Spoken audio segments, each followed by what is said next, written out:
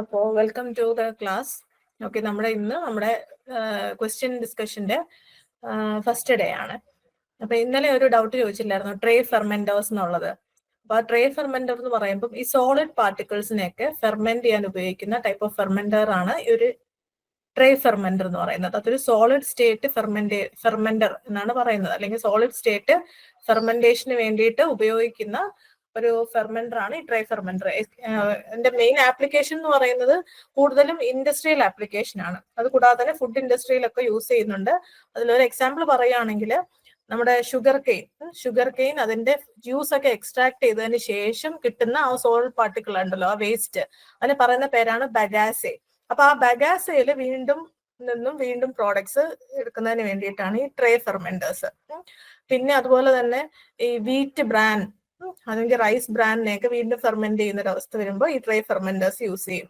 അതുകൂടാതെ തന്നെ ഈ ഓയിൽ കേക്ക്, അതായത് കോക്കനട്ടിന്റെ ഓയിൽ കേക്ക്, കൊപ്രയൊക്കെ ഉണ്ടാക്കുമ്പോൾ അങ്ങനെയുള്ളതെല്ലാം വരുമ്പോൾ ഈ സോളിഡ് സ്റ്റേറ്റ് ആയിട്ടുള്ള പാർട്ടിക്കിൾസിനെ ഫെർമെന്റ് ചെയ്യിക്കുന്നതിന് വേണ്ടിയാണ് ഈ ട്രേ ഫെർമെന്റേഴ്സ് യൂസ് ചെയ്യുന്നത്. നമുക്ക് തുടങ്ങാം. അപ്പോൾ first question, which of the following is a characteristic of Taq polymerase? ഏതാണെന്നുള്ള characteristic? It's an RNA polymerase, it is heat stable, it is obtained from thermophilic bacterium and can be grown in the laboratory below a temperature of 75 degrees. അല്ലെങ്കിൽ fourth option, it is used in cellular synthesis process and the optimum temperature is at least 90 degrees. ഏതായിരിക്കും answer? B ആണ് correct answer. ഇത് ഒരു RNA polymerise അല്ല. Tag polymerise എന്ന് പറയുന്നത് ഒരു DNA polymerise ആണ്.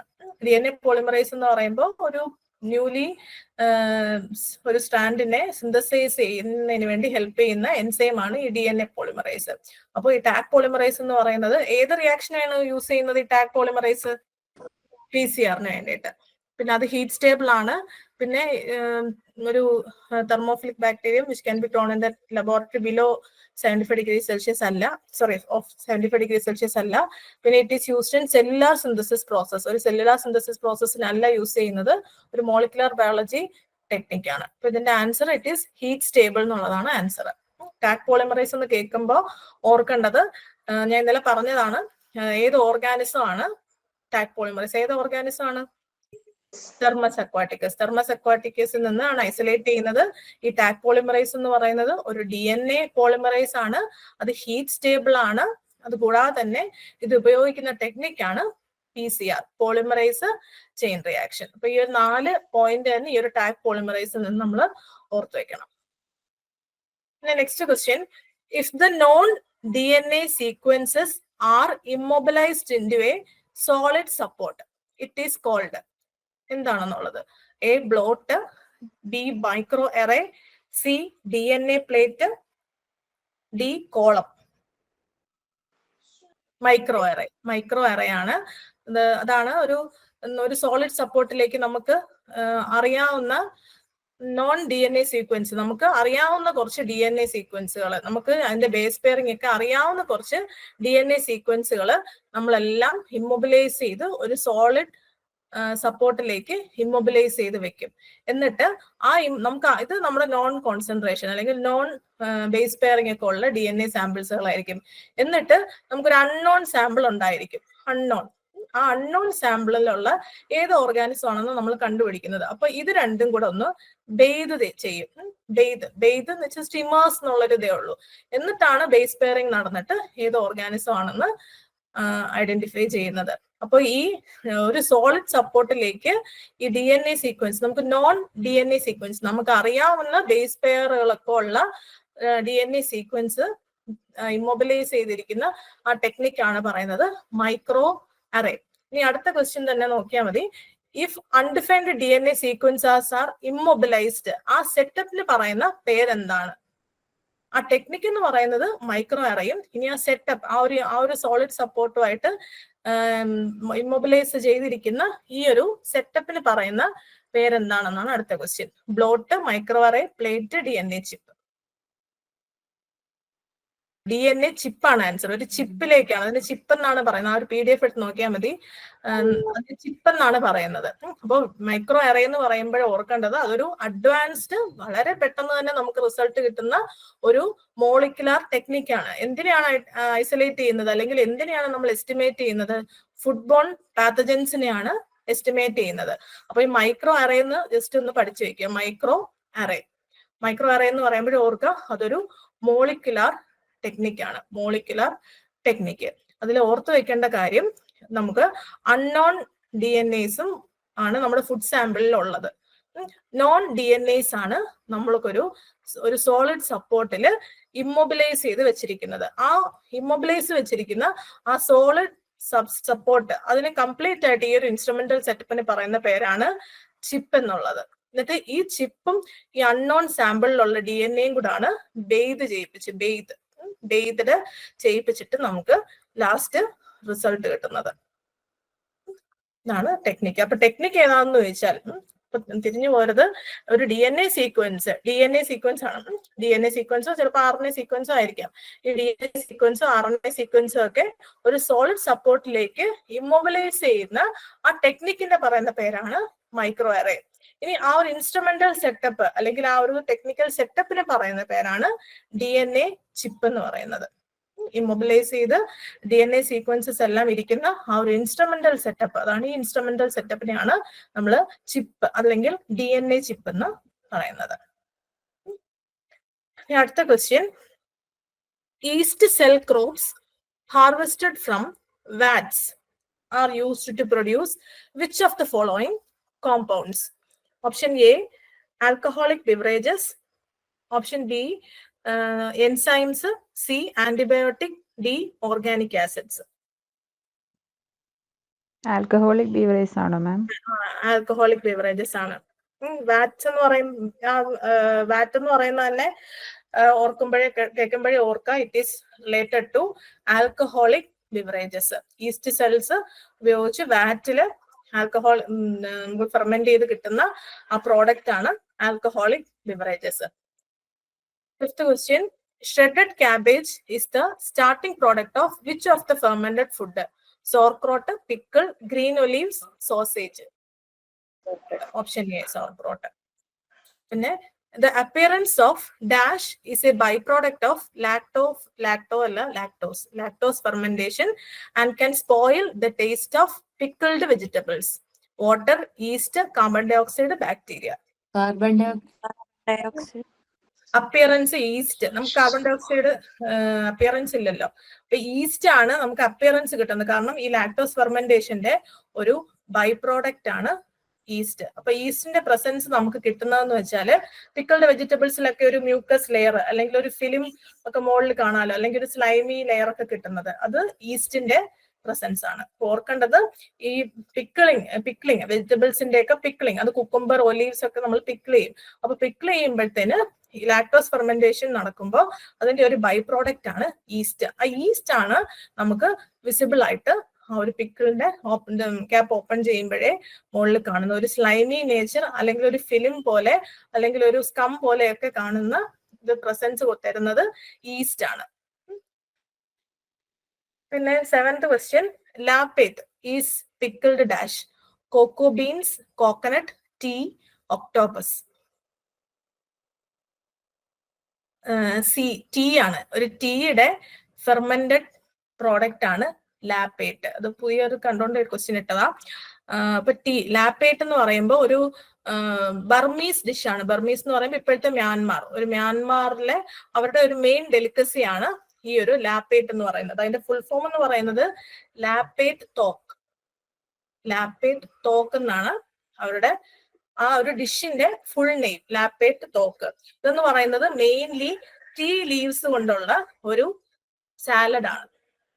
അവരുടെ ഫുഡിന്റെ കൂടെ ഉള്ളൊരു സാലഡിൽ ഉള്ള ആ ഒരു ഫുഡ് ക്യൂസീനിലുള്ള ഒരു മെയിൻ ആയിട്ടുള്ളൊരു ഡിഷാണ് ഈ ലാപ്പേറ്റ് എന്ന് പറയുന്നത്. ലാപ്പേറ്റ് തോക്ക് എന്നാണ് ഫുൾ നെയിം. ടീ ലീവ്സിന്റെ സാലഡ് ആണ്. അത് ഒറിജിൻ മ്യാൻമാർ. ഓർക്കുക, ലാപ്പേറ്റ് തോക്ക്, ടീ ലീവ്സിന്റെ സാലഡ്. അപ്പൊ ലാപ്പേറ്റ് ഈസ് പിക്കിൾഡ് ടീ. ഓർക്കുക. പിന്നെ next question, finished sauerkraut is generally spoiled by bacteria, mold, protozoa, virus. Mould ആണോ? മോൾഡ് അല്ലേ? മോൾഡ് ആണ് കറക്റ്റ് ആൻസർ. മോൾഡ്, സ്പോയിലേജ് കൊടുക്കുന്നത് മോൾഡ്. സോർക്രോട്ട് ഫെർമെന്റ് ചെയ്യുന്നത് ബാക്ടീരിയ ആണ്. Next question, which of the following is fermented by both lactic acid bacteria and yeast? Kefir, yogurt, salami, cider.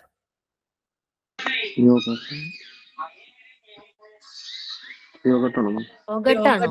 Yoghurt അല്ല, kefir ആണ്. Kefir. Kefir. Okay. Okay, kefir.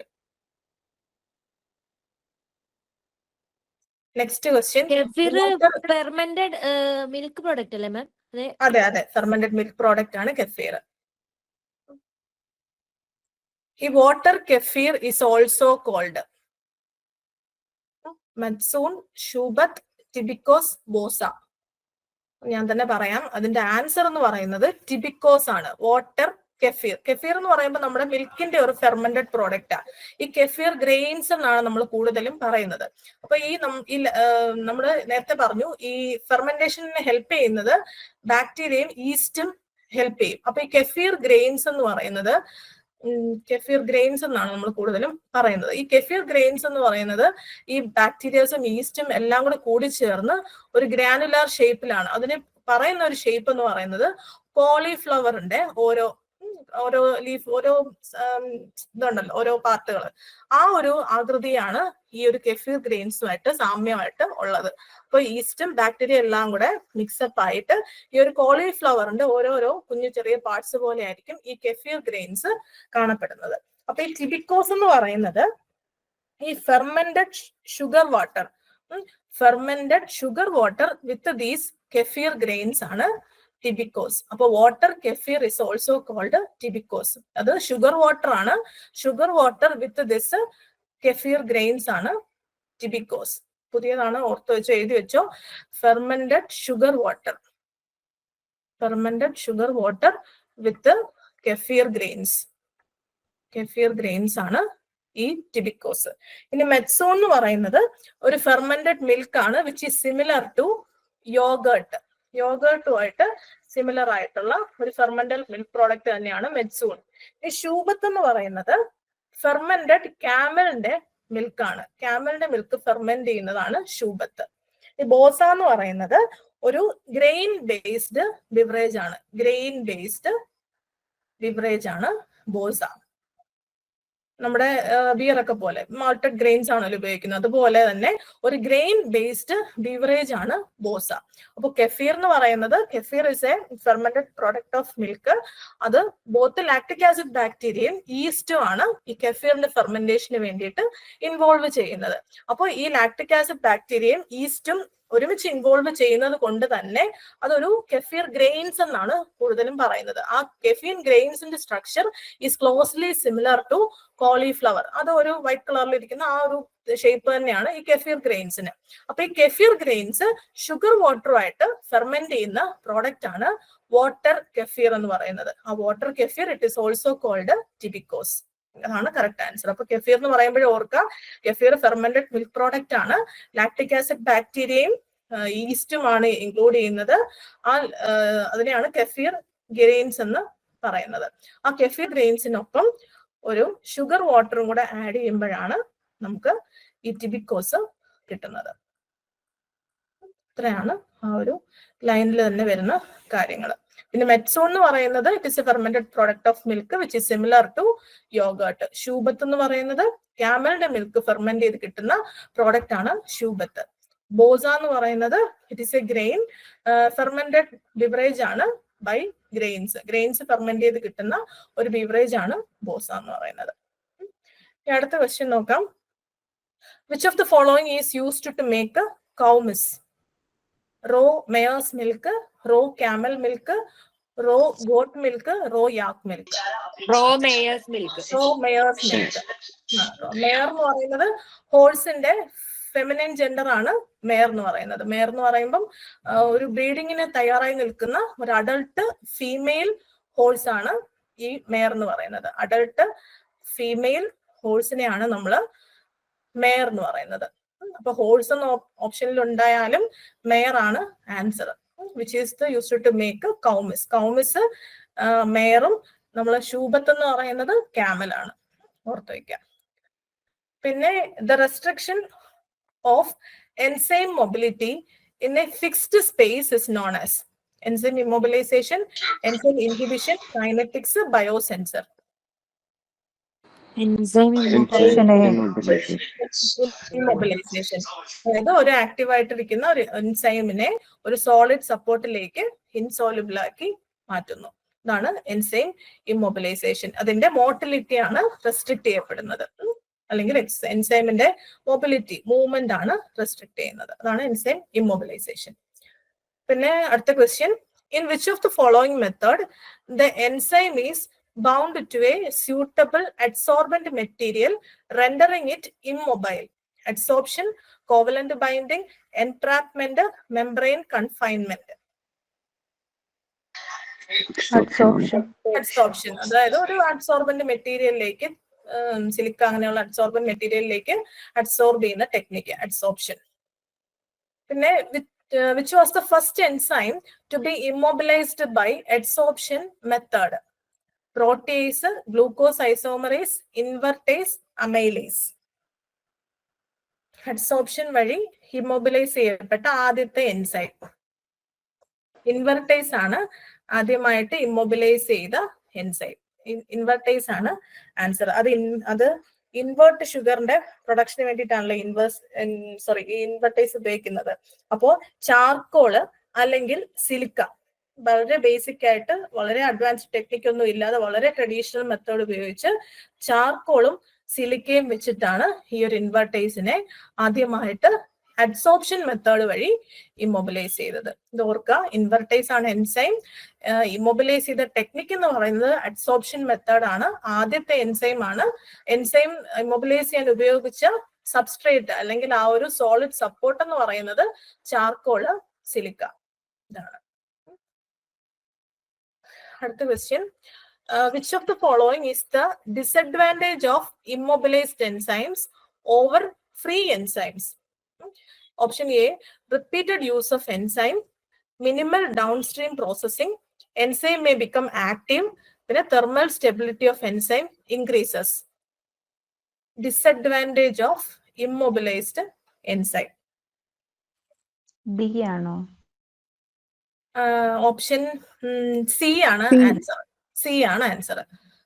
കാരണം ഇതെല്ലാം advantages ആണ്. Repeat ചെയ്ത് use ആം, minimal downstream processing, minimal processing മതി, പിന്നെ thermal stability. ഇപ്പൊ എൻസൈം എന്ന് പറയുന്നത് എപ്പോഴും ഹീറ്റ് സെൻസിറ്റീവ് ആയിരിക്കും. അത് ഭയങ്കര ഒരു ആക്റ്റീവ് സൈറ്റൊക്കെ ഇരുന്ന് അവര് എപ്പോഴും ഇങ്ങനെ ആക്റ്റീവ് ആയിട്ട് റെഡി ആയിട്ടിരിക്കുന്നത് കൊണ്ട് അവരെപ്പോഴും ഹീറ്റ് സെൻസിറ്റീവ് ആണ്. ഒരു ടെമ്പറേച്ചർ പ്രിഫറൻസ് ഒക്കെ ഉള്ളതാണ് എൻസൈംസ്. അപ്പോൾ thermal stability of the enzyme കൂടും. അപ്പൊ എൻസൈം ഇനാക്റ്റീവ് ആയിരിക്കുമ്പോൾ കുറച്ചും കൂടി ഷെൽഫ് ലൈഫ് ഒക്കെ കൂടും. അപ്പൊ അതെല്ലാം ഇത് മൂന്നും അഡ്വാൻറ്റേജ് ആണ്. അപ്പൊ ആൻസർ എന്ന് പറയുന്നത് ഇതാണ്, എൻസൈം മേ ബിക്കം ഇനാക്റ്റീവ്. അതാണ് ആകെയുള്ളൊരു ഡിസഡ്വാൻറ്റേജ് എന്ന് പറയുന്നത്. അടുത്ത question, which of the following is A common source of SCP? Multicellular yeast, single celled yeast, unicellular algae, unicellular bacteria. Single celled, SCP എന്ന് പറയുന്നത് സിംഗിൾ സെൽ പ്രോട്ടീൻ ആയതുകൊണ്ട് കുറച്ചും കൂടി ആൻസറുമായിട്ട് ചേരുന്നത് സിംഗിൾ സെൽഡ് ഈസ്റ്റ് ആണ്. ഓപ്ഷൻ ആൻസറിൽ അങ്ങനെ കണ്ടത് സിംഗിൾ സെൽഡ് ഈസ്റ്റ്. പിന്നെ question number 17, bioreactors are usually made of polymers, stainless steel, clay, cement. Stainless steel. ഏത് പ്രൊഡക്ഷൻ ആണ് ഉപയോഗിക്കുന്നത്? ഫെർമെന്റേഷൻ. അല്ല, ഏത് എങ്ങനെയുള്ള ലാർജ് സ്കെയിൽ ആണോ സ്മോൾ സ്കെയിൽ ആണോ? അങ്ങനെ ലാർജ് സ്കെയിൽ അല്ലേ? Large scale. Stainless steel large scale പ്രൊഡക്ഷന് വേണ്ടിയിട്ടാണ് ഉപയോഗിക്കുന്നത്. സ്മോൾ സ്കെയിലിന് ഗ്ലാസ് ഫെർമെന്റേഴ്സ് ആണ് ഉപയോഗിക്കുന്നത്. ഗ്ലാസ് ഫെർമെന്റേഴ്സ്.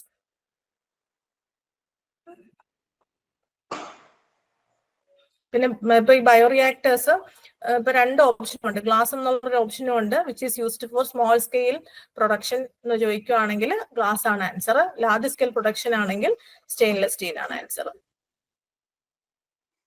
അടുത്ത question, dash and coils are used to maintain the temperature of the fermentation medium inside the bioreactor. Option A, cooling jacket. B, capacitor. C, transducer. D, electrochemical. Cooling jacket. Cooling jacket. Temperature എന്ന് പറയുമ്പോൾ ഓർക്ക് നമ്മൾ ആ ഒരു apparatus parts പറഞ്ഞപ്പം ഇത് clear ആയിട്ട് പറഞ്ഞിട്ടുണ്ട്. ടെമ്പറേച്ചർ മെയിൻറ്റെയിൻ ചെയ്യുന്നത് കൂളിംഗ് ജാക്കറ്റ്സ് ആണ്.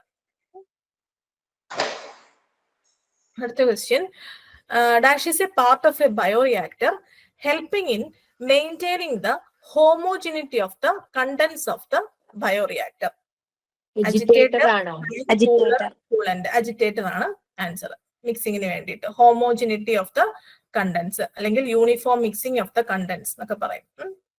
ഇതെല്ലാം അജിറ്റേറ്റർ ആണ്. പിന്നെ a dash is a bioreactor that uses a light source to cultivate phototrophic microorganism.